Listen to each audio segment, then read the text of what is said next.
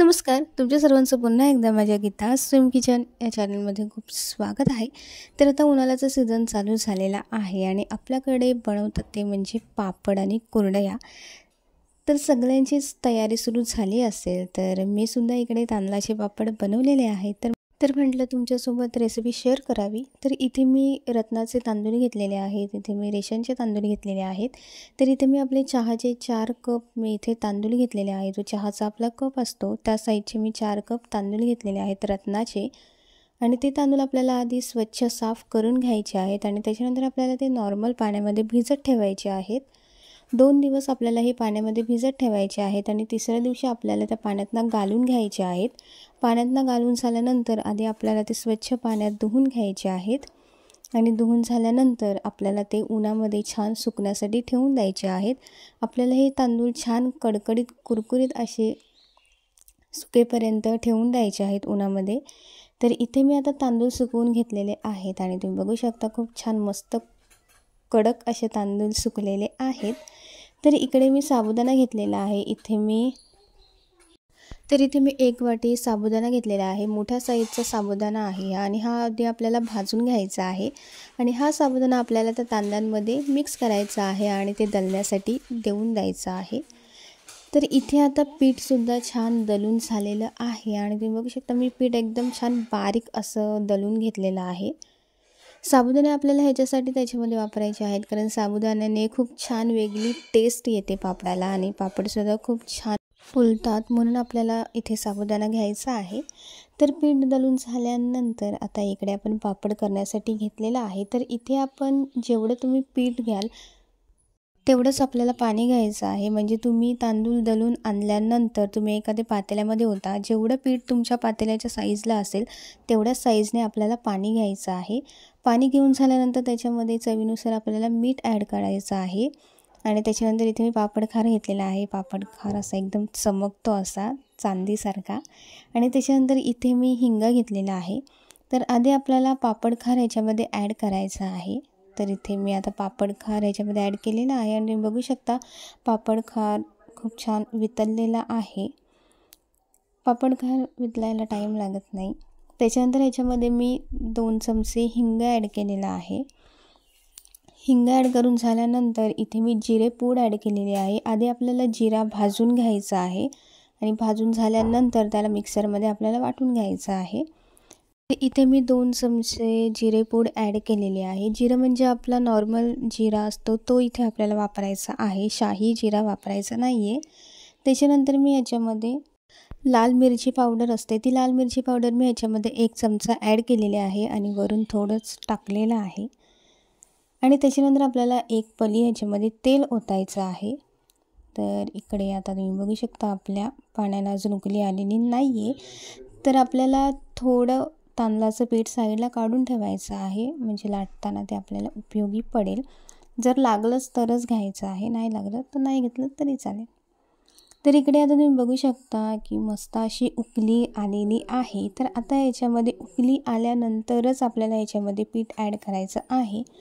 तर इथे छान अशी उकळी आलेली आहे. तर इथे मी आता तांदळाचं पीठ जे दळून घेतलेलं आहे ते आता मी ह्याच्यामध्ये पूर्ण ॲड केलेलं आहे आणि आता ते आपल्याला पूर्ण पाण्यामध्ये छान मिक्स करून घ्यायचं आहे.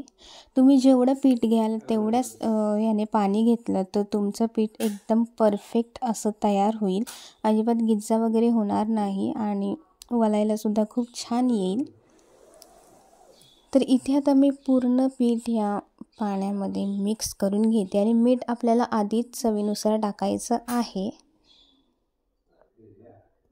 तर इथे आता मी पूर्ण पीठ मिक्स करून घेते. तुम्ही बघू शकता की मी कसं करते. आपल्याला लगेचच पीठ टाकल्यानंतर लगेचच त्याला पूर्ण पाण्यामध्ये मिक्स करून घ्यायचं आहे आणि हा पीठ गरम असतानाच आपल्याला मळून घ्यायचा आहे.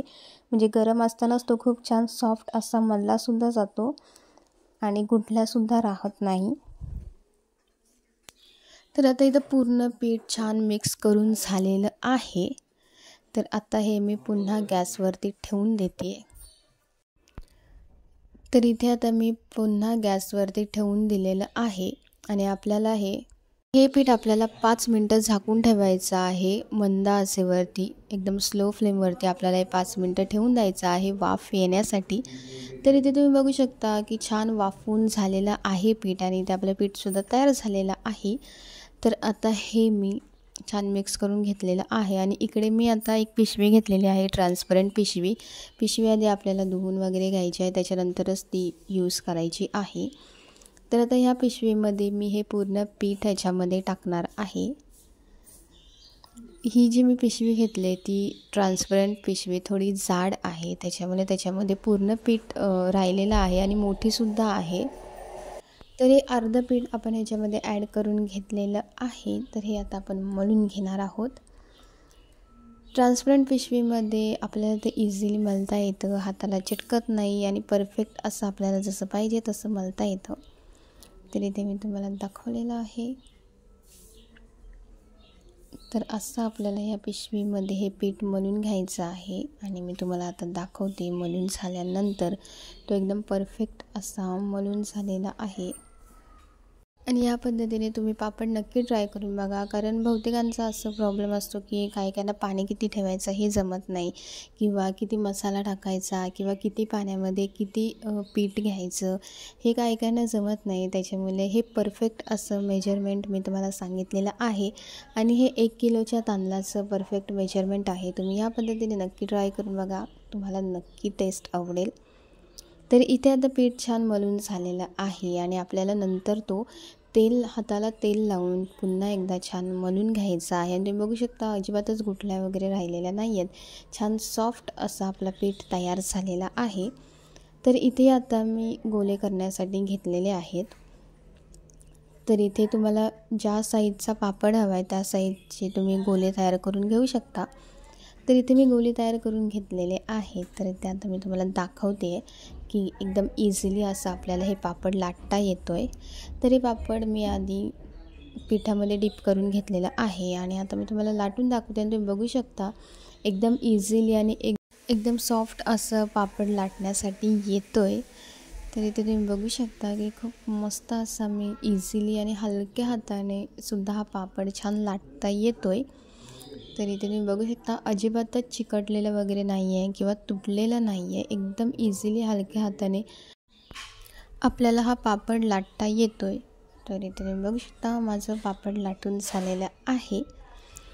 तर असेच मी आता सर्व पापड लाटून घेतलेले आहेत आणि ते आपल्याला उन्हामध्ये छान वाळत घालायचे आहेत. तर इकडे मी कडक उन्हामध्ये पापड वाळत घालण्यासाठी आणलेले आहेत. तर इकडे बरेच पापड सुकूनसुद्धा झालेले आहेत. वाळत घातल्यानंतर वरची साईड सुकल्यानंतर आपल्याला ती पुन्हा पलटून घ्यायची आहे, म्हणजे दुसरी साईडसुद्धा छान कुडकुडीत अशी होईल. तर इथे तुम्ही बघू शकता की पापड एकदम कुडकुडीत असे सुकलेले आहेत. तर आता इथे मी तुम्हाला तळूनसुद्धा दाखवते. तुम्ही पापडाची साईज बघा आणि पापड तेलामध्ये टाकल्यानंतरची त्याची साईज बघा, खूप फरक आहे. कारण आपण जो पापड लाटला आहे तो तेलामध्ये टाकल्यानंतर खूप छान असा फुलतो आहे आणि खूप असा मोठा होतो आहे. तुम्ही हा पण पापड बघा, तेलामध्ये टाकल्यानंतर एकदम मोठा असा होतो आहे आणि खाण्यासाठी सुद्धा खूप टेस्टी लागतो. एकदम क्रिस्पी कुरकुरीत आणि याची चवसुद्धा उत्तम असते. तुम्ही अशा पद्धतीने तांदळाचे पापड नक्की ट्राय करून बघा, तुम्हाला नक्की आवडतील. आणि हे पापडसुद्धा खूप छान झालेले आहेत, टेस्टसुद्धा उत्तम आहे आणि छान क्रिस्पी असे हे पापड झालेले आहेत. हे पापड तुम्ही कशासोबतही आवडीने खाऊ शकता. स्पेशली जेव्हा नॉनव्हेज आपण बनवतो तर नॉनव्हेजसोबत, सुकटीच्या कालवणासोबत, वाकट्यांच्या कालवणासोबत हे पापड खूप छान लागतात. तर तुम्हीसुद्धा अशा पद्धतीने नक्की ट्राय करून बघा. थँक्यू.